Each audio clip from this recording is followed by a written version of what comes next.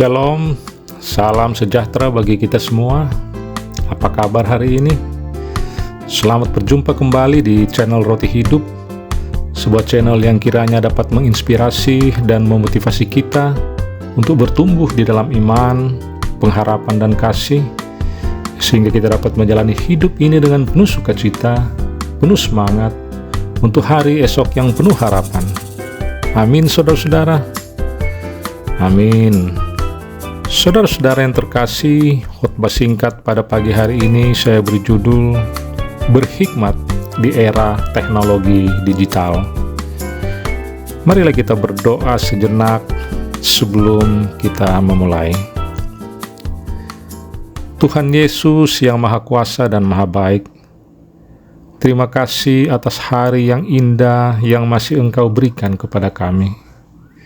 Kami sungguh bersyukur atas anugerah hidup yang masih kami terima, dan kesempatan untuk menjalani hari ini dengan rahmat-Mu. Bimbinglah langkah kami hari ini agar selalu sejalan dengan kehendak-Mu.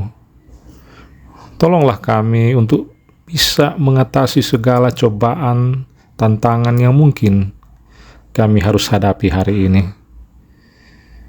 Bangkitkan dalam hati kami semangat yang baru untuk beraktivitas dan untuk melayani sesama dengan penuh kasih dan kerendahan hati.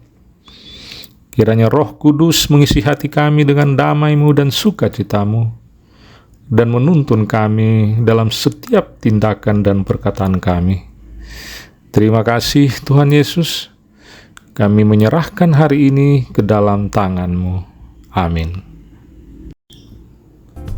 Saudara yang terkasih dalam Yesus Kristus, hari ini kembali kita membaca firman Tuhan sambil kita akan merenungkan bagaimana kita sebagai umat Allah dapat hidup dengan berhikmat di tengah-tengah gemuruh teknologi di era digital saat ini. Sangat jelas bahwa teknologi telah menjadi bagian integral dari kehidupan kita, mengubah cara berkomunikasi, cara bekerja dan berinteraksi, dan lain sebagainya. Namun pertanyaannya adalah, bagaimana kita dapat berhikmat di dalam menggunakan teknologi? Firman Tuhan akan memberikan petunjuk yang sangat relevan bagi kita dalam penggunaan teknologi. Mari kita membaca kitab Amsal 9 ayat yang ke-10. Di situ dikatakan, permulaan hikmat adalah takut akan Tuhan, dan mengenal Yang Maha Kudus adalah pengertian. Saudara terkasih, untuk berhikmat dan menjadi bijaksana, pertama-tama orang harus mempunyai rasa hormat dan takut kepada Tuhan. Jika saya dan saudara-saudara mengenal Allah yang Maha Kuasa, Maha Pencipta, maka kita akan mendapat pengertian takut akan Tuhan.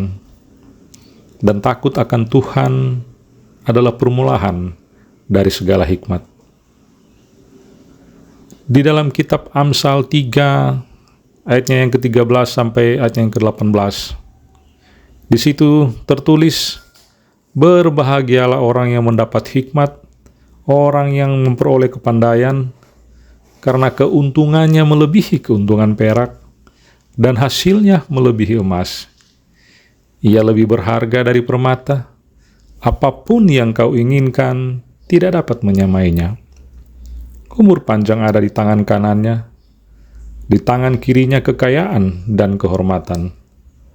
Jalannya adalah jalan penuh bahagia, segala jalannya sejahtera semata-mata. Ia menjadi pohon kehidupan bagi orang yang memegangnya. Siapa yang berpegang padanya akan disebut berbahagia. Demikian firman Tuhan. Oh, sungguh luar biasa berbahagia mereka yang mendapat hikmat karena takut akan Tuhan.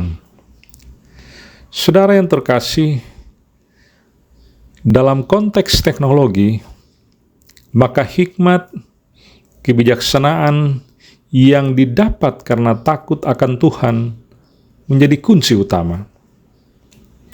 Mari kita merefleksikan 3 aspek tentang bagaimana kita dapat menavigasi era digital dengan bijaksana. Aspek pertama, marilah kita akui bahwa teknologi bukanlah musuh, tetapi alat yang dapat digunakan untuk kemuliaan Tuhan. Saudara-saudara, sejak awal penciptaan, Tuhan memberikan manusia keahlian dan kemampuan untuk mengelola dan memanfaatkan sumber daya di sekitar kita. Demikian pula, teknologi adalah anugerah dari Tuhan yang dapat kita manfaatkan antara lain untuk menyebarkan Injil dan membangun komunitas, meningkatkan produksi, memudahkan kita dalam pembelajaran, ataupun membantu kita dalam menjalankan usaha ataupun bisnis kita. Tapi dampak negatif antara lain dapat menumbuhkan sikap individualisme, fitnah, serta menyebarkan berita bohong atau hoax. Begitu juga ada kejahatan online dan lain sebagainya. Ketika kita kehilangan hikmat dan kehilangan rasa takut akan Tuhan.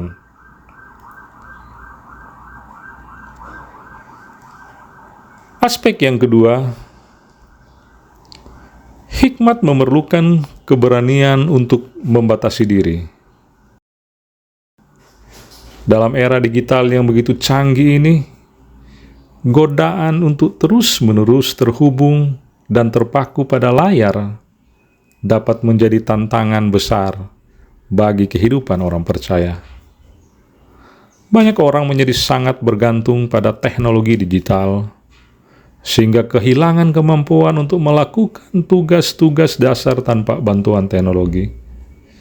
Kehilangan produktivitas kerja, menurunnya komunikasi langsung di dalam kehidupan keluarga, dan lain sebagainya.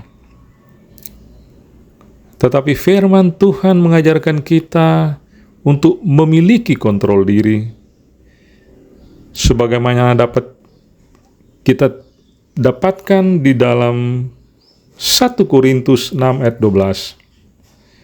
Di situ tertulis, segala sesuatu halal bagiku, tetapi tidak semuanya berguna. Segala sesuatu halal bagiku, tetapi aku tidak akan dikuasai oleh apapun. Saudara-saudara, mari kita belajar untuk menggunakan teknologi tanpa menjadi tergantung dan tanpa kita dikuasai oleh teknologi itu sendiri.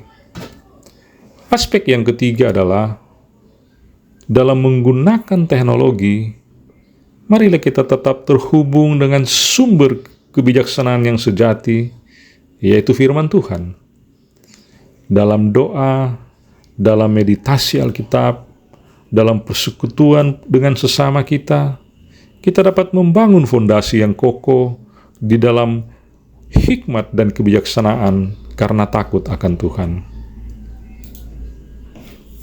Sehingga dalam setiap tindakan kita di dunia digital ini, kita dapat merujuk kepada nilai-nilai dan prinsip-prinsip menggunakan teknologi, yaitu teknologi adalah sebagai alat untuk memuliakan Allah dengan perbuatan-perbuatan baik dan untuk menolong sesama kita.